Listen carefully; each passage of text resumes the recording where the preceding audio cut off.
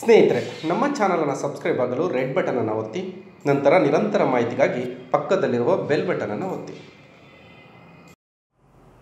ಬಂಧುಗಳೇ, ನಾವು 2ನೇ ಸಂಚಿಕೆಯಲ್ಲಿ ನಿಮಗಾಗಿ ಕೇಳಲಾಗಿದ್ದಂತಹ ಕೊನೆಯ ಪ್ರಶ್ನೆ 10ನೇ ಪ್ರಶ್ನೆ, ಕುವೆಂಪುರವರಿಗೆ ಜ್ಞಾನಪೀಠ ಪ್ರಶಸ್ತಿ ಯಾವ ವರ್ಷ ದೊರೆಯಿತು ಅಂತ ಕೇಳಿದ್ವಿ. ಅದನ್ನು 3ನೇ ಸಂಚಿಕೆಯಲ್ಲಿ ಉತ್ತರಿಸುವಂತಹ ಸಂದರ್ಭದಲ್ಲಿ ತಪ್ಪಾಗಿ ಉತ್ತರಿಸಲಾಗಿದೆ. ಅದಕ್ಕೆ ಸರಿಯಾದ ಉತ್ತರ 1967ರಲ್ಲಿ ಅವರ ಶ್ರೀರಾಮಾಯಣ ದರ್ಶನಂ ಕೃತಿಗೆ ಈ ಜ್ಞಾನಪೀಠ ಪ್ರಶಸ್ತಿ ದೊರೆಯಲಾಯಿತು. ತಪ್ಪಾಗಿದ್ದಕ್ಕೆ ಕ್ಷಮೆ ಇರಲಿ ಬಂಧುಗಳೇ. ನಮಸ್ತೆ ಬಂಧುಗಳೇ, ಕನ್ನಡ ನಾಡಿನ ಸಮಸ್ತ ಸಹೃದಯಿ ಬಂಧುಗಳಿಗೆ ಕರ್ನಾಟಕ ನಮಗೆಷ್ಟು ಗೊತ್ತು ಪ್ರಶ್ನೋತ್ತರ ಮಾಲಿಕೆ 4ಕ್ಕೆ ಸ್ವಾಗತ ಸುಸ್ವಾಗತ. ಸ್ನೇಹಿತರೆ, ನಿನ್ನೆ ನಿಮಗೋಸ್ಕರ 10 ಪ್ರಶ್ನೆಗಳನ್ನು ನಾವು ನೀಡಿದ್ದೇವೆ. ಬಹಳಷ್ಟು ಮಂದಿ ಅದಕ್ಕೆ ಉತ್ತರಗಳನ್ನು ಕೂಡ ಕಳಿಸಿದ್ದೀವಿ. ಈಗ ನಮ್ಮ ಕಡೆಯಿಂದ ಸರಿಯಾದ ಉತ್ತರಗಳನ್ನು ನಿಮಗೆ ನೀಡುವಂತಹ ಸಮಯ. ನಿನ್ನೆ ನೀಡಿದ್ದ 10 ಪ್ರಶ್ನೆಗಳಲ್ಲಿ ಮೊದಲನೆಯ ಪ್ರಶ್ನೆ, RBIನ ಗವರ್ನರ್ ಆದ ಮೊದಲ ಕನ್ನಡಿಗರು ಯಾರು? ರಿಸರ್ವ್ ಬ್ಯಾಂಕ್ ಆಫ್ ಇಂಡಿಯಾದ ಗವರ್ನರ್ ಆದಂತಹ ಮೊದಲ ಕನ್ನಡಿಗರು ಯಾರು? ಈ ಪ್ರಶ್ನೆಗೆ ಉತ್ತರ ಸರ್ ಬೆನೆಗಲ್ ರಾಮರಾವ್ ಅವರಾಗಿದ್ದಾರೆ.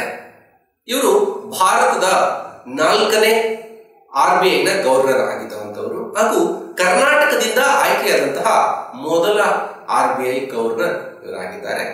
ಇವರು ಅಧಿಕಾರದಲ್ಲಿದ್ದಂತಹ ಅವಧಿಯನ್ನು ನೋಡೋದಾದ್ರೆ ಜುಲೈ 1, 1949ರಿಂದ 14 ಜನವರಿ 1947ರವರೆಗೆ ಇವರು ಗವರ್ನರ್ ಆಗಿ RBIನಲ್ಲಿ ಕೆಲಸವನ್ನ ನಿರ್ವಹಿಸಿದ್ರು. ಅದು ಕನ್ನಡಿಗರ ಹೆಮ್ಮೆಯ ವಿಷಯ ಆಗಿದೆ. ಇನ್ನು 2ನೇ ಪ್ರಶ್ನೆಯನ್ನು ನೋಡೋದಾದ್ರೆ ಕನ್ನಡದ ಮೊದಲ ನಾಟಕ ಯಾವುದು? ಕನ್ನಡದ ಮೊದಲ ನಾಟಕ ಮಿತ್ರವಿಂದ ಗೋವಿಂದ.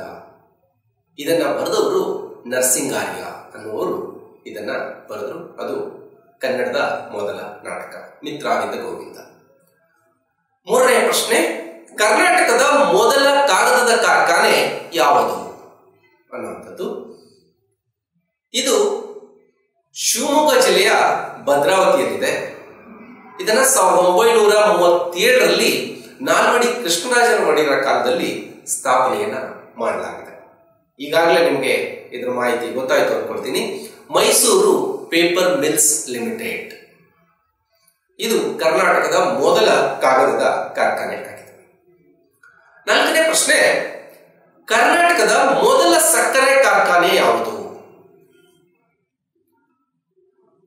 ಇದು 1933-34ರಲ್ಲಿ ಸಾರ್ವಜನಿಕ ಕ್ಷೇತ್ರದಲ್ಲಿ ಇದನ್ನ ಪ್ರಾರಂಭ ಮಾಡಲಾಯಿತು.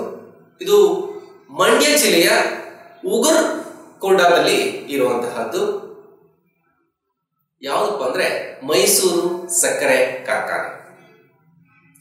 5ನೇ ಪ್ರಶ್ನೆ, ಕರ್ನಾಟಕದ ಮೊದಲ ಸಹಕಾರಿ ಕ್ಷೇತ್ರದ ಸಕ್ಕರೆ ಕಾರ್ಖಾನೆ ಯಾವುದು ಅಂತ. ಮೊದಲ ಸಕ್ಕರೆ ಕಾರ್ಖಾನೆ ಬೇರೆ, ಮೊದಲ ಸಹಕಾರಿ ಕ್ಷೇತ್ರದ ಸಕ್ಕರೆ ಕಾರ್ಖಾನೆ ಎಲ್ಲಿದೆ ಅನ್ನುವಂಥ ಪ್ರಶ್ನೆಯನ್ನು ಕೇಳಿದ್ವಿ. ಇದು ಕಂಪ್ಲಿಯಲ್ಲಿದೆ. ಹಾಗಾದ್ರೆ ಕಂಪ್ಲಿ ಎಲ್ಲಿದೆ? ಬಳ್ಳಾರಿ ಜಿಲ್ಲೆಯಲ್ಲಿದೆ. ಇದನ್ನ 1958ರಲ್ಲಿ ಪ್ರಾರಂಭವನ್ನ ಮಾಡಲಾಯಿತು. 6ನೇ ಪ್ರಶ್ನೆಯನ್ನೇ ಕೇಳಿದ್ರಲ್ಲಿ ಕನ್ನಡ ಸಾಹಿತ್ಯ ಪರಿಷತ್ತಿನ ಪ್ರಥಮ ಅಧ್ಯಕ್ಷರು ಯಾರು ಅಂತ ಕೇಳಿದ್ವಿ. ಇದು ಉತ್ತರ HV ನಂಜುಂಡಯ್ಯ ಅವರು. ಕನ್ನಡ ಸಾಹಿತ್ಯ ಪರಿಷತ್ತನ್ನ 1915ರಲ್ಲಿ ಪ್ರಾರಂಭ ಮಾಡಲಾಯಿತು. HV ನಂಜುಂಡಯ್ಯನವರು ಮೈಸೂರು ವಿಶ್ವವಿದ್ಯಾನಿಲಯದ ಮೊದಲ ಉಪಕುಲಪತಿಗಳಾಗಿದ್ದರು. ಇವರು ಮೈಸೂರು ಸ್ಟೇಟ್ ಕೋರ್ಟ್ನ ಸೀನಿಯರ್ ಜಡ್ಜ್ ಕೂಡ ಆಗಿದ್ದಂಥವ್ರು. 7ನೇ ಪ್ರಶ್ನೆಯನ್ನ ನೋಡೋದಾದ್ರೆ ಶಿವನಸಮುದ್ರ ಜಲವಿದ್ಯುತ್ ಉತ್ಪಾದನಾ ಕೇಂದ್ರಕ್ಕೆ ಯಾರ ಹೆಸರನ್ನ ಇಡಲಾಗಿದೆ ಅಂತ ಕೇಳಿದ್ವಿ ನಾವು. ಅವರು ಮೈಸೂರಿನ ದಿವಾನರು ಕೂಡ ಆಗಿದ್ರು. ಅವ್ರು ಯಾರಪ್ಪ ಅಂದ್ರೆ ಶೇಷಾದ್ರಿ ಅಯ್ಯರ್ ಅವರಾಗಿದ್ದಾರೆ. ಶಿವನಸಮುದ್ರ ಜಲವಿದ್ಯುತ್ ಉತ್ಪಾದನಾ ಕೇಂದ್ರವನ್ನ 1902ರಲ್ಲಿ ಪ್ರಾರಂಭ ಮಾಡಲಾಯಿತು. ಇದು ಏಷ್ಯಾದಲ್ಲೇ ಮೊಟ್ಟ ಮೊದಲ ಬಾರಿಗೆ ಜಲವಿದ್ಯುತ್ ತಯಾರಿಸಿದಂತಹ ಹೆಗ್ಗಳಿಕೆ ಕರ್ನಾಟಕದ್ದು, ಅದು ನಮ್ಮ ನಾಡಿನದ್ದು. ಇದು ಮಂಡ್ಯ ಜಿಲ್ಲೆಯ ಮಳವಳ್ಳಿ ತಾಲೂಕಿನ ಮಲ್ಲಿಕ್ಯಾಪನಹಳ್ಳಿ ಬಳಿ ಇರುವಂತಹದ್ದಾಗಿದೆ. ಇನ್ನು 8ನೇ ಪ್ರಶ್ನೆ ಕೇಳಿದ್ವಿ. ಆ 8ನೇ ಪ್ರಶ್ನೆ ನೋಟಿನ ಬಗ್ಗೆ ಸಂಬಂಧಿಸಿತ್ತು. ಕರ್ನಾಟಕದಲ್ಲಿಯೂ ಕೂಡ ಒಂದು ಸ್ಥಳದಲ್ಲಿ ನೋಟುಗಳ ಮುದ್ರಣವನ್ನ ಮಾಡ್ತಾರೆ. ಅದು ಯಾವುದು ಅಂತ, ನೋಟು ಮುದ್ರಣವನ್ನ ಹೊಂದಿರುವಂತಹ ಕರ್ನಾಟಕದ ನಗರ ಯಾವುದು ಅಂತ ಕೇಳಿದ್ವಿ. ಆ ನಗರ ಯಾವುದು ಅಂದ್ರೆ ಅರಮನೆಗಳ ನಗರ, ಸಾಂಸ್ಕೃತಿಕ ನಗರ ಯಾವುದು ಅಂದ್ರೆ ಮೈಸೂರು ನಗರ. ಅಲ್ಲಿ ನೋಟು ಮುದ್ರಣಾಲಯವನ್ನ ಹೊಂದಿದ್ದೇವೆ. 9ನೇ ಪ್ರಶ್ನೆ ತುಂಬಾ ಇಂಟ್ರೆಸ್ಟಿಂಗ್ ಪ್ರಶ್ನೆ. ತಾವೇ ಬರೆದ ಪುಸ್ತಕವನ್ನ ತಮ್ಮ ವಿದ್ಯಾಭ್ಯಾಸದ ಸಮಯದಲ್ಲಿ ಓದಿದ್ದಂತಹ ಪ್ರಸಿದ್ಧ ಸಾಹಿತಿ ಯಾರು ಅಂತ ನಾವು ಕೇಳಿದ್ವಿ. ಆ ಪ್ರಸಿದ್ಧ ಸಾಹಿತಿ ಮತ್ಯಾರು ಅಲ್ಲ, ಗೋರೂರು ರಾಮಸ್ವಾಮಿ ಅಯ್ಯಂಗಾರ್ ಅವರು. ಇವರು 1904ರಲ್ಲಿ ಜನಿಸಿದ್ರು. ಇವರು ಹಾಸನ ಜಿಲ್ಲೆಯ ಗೋರೂರಿನವರು. ಇವರ ಬಹಳಷ್ಟು ಕೃತಿಗಳು ಸಿನಿಮಾಗಳು ಕೂಡ ಆಗಿದೆ. ಇವರ ಪ್ರಮುಖ ಕೃತಿಗಳನ್ನ ನೋಡೋದಾದ್ರೆ ನಮ್ಮ ಊರಿನ ರಸಿಕರು, ಭೂತಯ್ಯನ ಮಗ ಅಯ್ಯು, ಅಮೆರಿಕದಲ್ಲಿ ಗೋರೂರು ಎನ್ನುವಂತಹ ಕೃತಿಗಳನ್ನು ಕೂಡ ಇವರು ರಚಿಸಿದರು. ಇನ್ನು ನಿನ್ನೆಯ ಕೊನೆಯ ಪ್ರಶ್ನೆ 10ನೇ ಪ್ರಶ್ನೆಯನ್ನ ನೋಡೋದಾದ್ರೆ ಕರ್ನಾಟಕದಲ್ಲಿರುವ ಎತ್ತರದ ನಂದಿ ವಿಗ್ರಹ ಯಾವುದು ಅಂತ ಕೇಳಿದ್ವಿ. ಅದು ಮೈಸೂರಿನ ಚಾಮುಂಡಿ ಬೆಟ್ಟದಲ್ಲಿರುವಂತಹ ನಂದಿ ವಿಗ್ರಹ. ಸುಮಾರು 350 ವರ್ಷ ಹಳೆಯದಾದಂತಹ ವಿಗ್ರಹ ಅದಾಗಿದೆ. ಇದು ದೊಡ್ಡ ದೇವರಾಜ ಒಡೆಯರ ಕಾಲದಲ್ಲಿ ಸ್ಥಾಪಿತವಾದಂತಹ ಒಂದು ವಿಗ್ರಹ ಆಗಿದೆ. ಇದರ 15 ಅಡಿ ಎತ್ತರವಾಗಿದ್ದು 24 ಅಡಿ ಅಗಲವಾದಂತಹ ಏಕಶಿಲಾ ವಿಗ್ರಹ ಮೈಸೂರಿನ ಚಾಮುಂಡಿ ಬೆಟ್ಟದಲ್ಲಿರುವಂತಹ ನಂದಿ ವಿಗ್ರಹ ಆಗಿದೆ ಬಂಧುಗಳು. ಈ 10 ಪ್ರಶ್ನೆಗಳಿಗೆ ಉತ್ತರವನ್ನ ನೀಡಿದ್ದೇವೆ. ಇನ್ನು ಮುಂದಿನ ನಾಳೆಯ 10 ಪ್ರಶ್ನೆಗಳನ್ನ ನಿಮಗೆ ಕೊಡುವಂತಹ ಪ್ರಯತ್ನವನ್ನು ಮಾಡ್ತೇವೆ. ಅದಕ್ಕೂ ಮೊದಲು ನಾವು ಕನ್ನಡ ನಾಡಿನ ಬಗ್ಗೆ ಕನ್ನಡಿಗರಲ್ಲೇ ಬಹಳಷ್ಟು ತಾತ್ಸಾರ ಇದೆ. ಕಾರಣ ಏನಪ್ಪಾ ಅಂದ್ರೆ ನಮ್ಮ ಏಕೀಕರಣದಲ್ಲಿ ನಮ್ಮ ಹೋರಾಟಗಾರರು ಎಷ್ಟೆಲ್ಲ ಕಷ್ಟಪಟ್ಟರು ಅನ್ನೋದು ನಮಗೆ ಗೊತ್ತಿಲ್ಲ. ಬಹಳಷ್ಟು ಅರಿದು ಹಂಚಿ ಹೋಗಿದ್ದಂತಹ ಕರ್ನಾಟಕವನ್ನ ಒಟ್ಟುಗೂಡಿಸೋದಕ್ಕೆ ತುಂಬಾ ಶ್ರಮ ಪಟ್ಟಿದ್ದಾರೆ. ಕನ್ನಡದ ಸಾಮ್ರಾಜ್ಯಗಳು ಒಂದು ಕಾಲದಲ್ಲಿ ದಕ್ಷಿಣ ಭಾರತವನ್ನ ಮೀರಿ ಉತ್ತರ ಭಾರತದ ಕಡೆ ಸಾಗಿದ್ವು. ಆದ್ರೆ ಇವತ್ತು ಕರ್ನಾಟಕದಲ್ಲೂ ಕೂಡ ಕನ್ನಡವನ್ನ ಬಳಕೆ ಕಷ್ಟ ಆಗ್ತಾ ಇದೆ. ಸುತ್ತಮುತ್ತಲಿನ ಸಾಮ್ರಾಜ್ಯಗಳು ಹಿಂದೆ ಹೇಗಿದ್ವೋ ಅದೇ ರೀತಿ ಬೇರೆ ಭಾಷಿಕರು ನಮ್ಮನ್ನ ಆಳುವಂತಹ ಪರಿಸ್ಥಿತಿಗೆ ಬಂದಂತಾಗಿದೆ.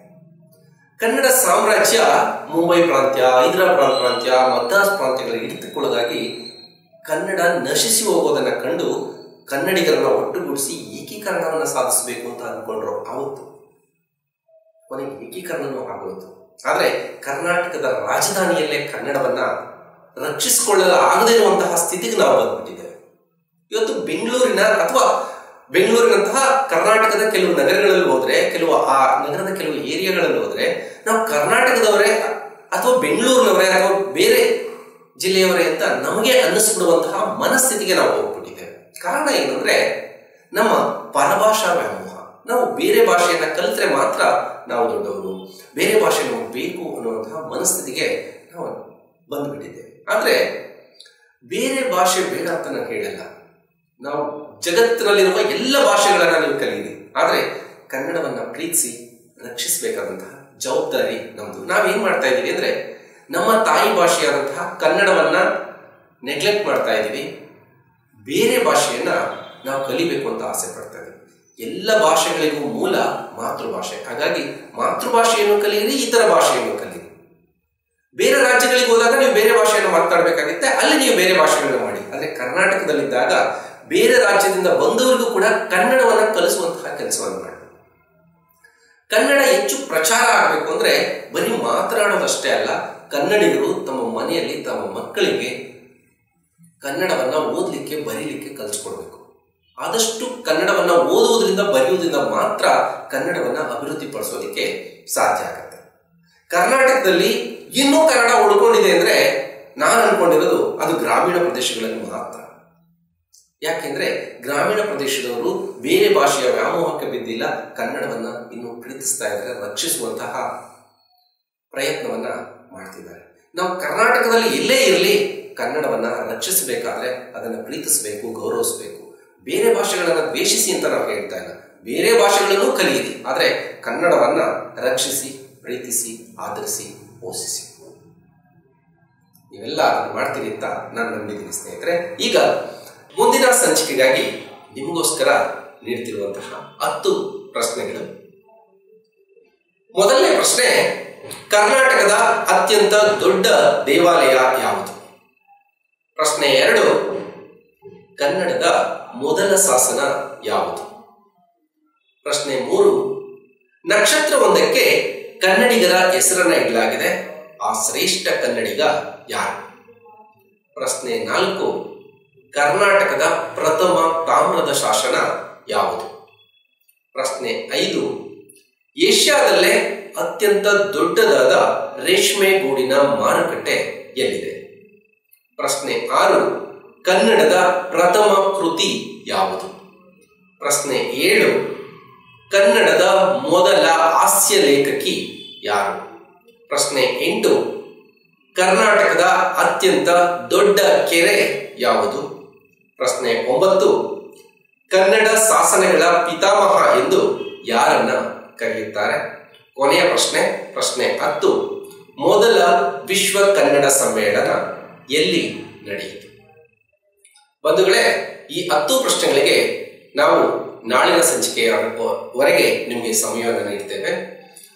ನೀವೆಲ್ಲರೂ ಈ ಪ್ರಶ್ನೆಗಳಿಗೆ ಉತ್ತರಿಸ್ತೀರಿ ಅಂತ ನಂಬಿದ್ದೇವೆ.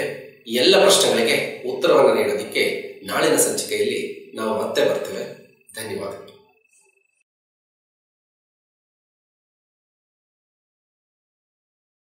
ಸ್ನೇಹಿತರೆ, ನಮ್ಮ ಚಾನಲನ್ನು ಸಬ್ಸ್ಕ್ರೈಬ್ ಆಗಲು ರೆಡ್ ಬಟನನ್ನು ಒತ್ತಿ, ನಂತರ ನಿರಂತರ ಮಾಹಿತಿಗಾಗಿ ಪಕ್ಕದಲ್ಲಿರುವ ಬೆಲ್ ಬಟನನ್ನು ಒತ್ತಿ.